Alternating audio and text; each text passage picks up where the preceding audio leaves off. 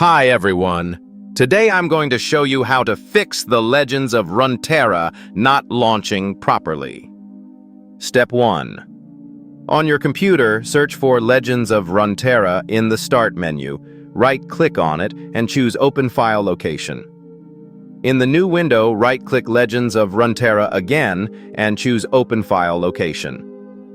Now find the file called Riot Client Services. Right-click it and choose Properties. Go to the Compatibility tab. Scroll down, check the box that says Run this program in compatibility mode and set it to Windows 8. Click Apply, then OK. Step 2. Open the Riot client. Click on Legends of Runeterra. Go to your profile icon, then Settings. Click Repair and let it run. That's it. Your game should be good to go.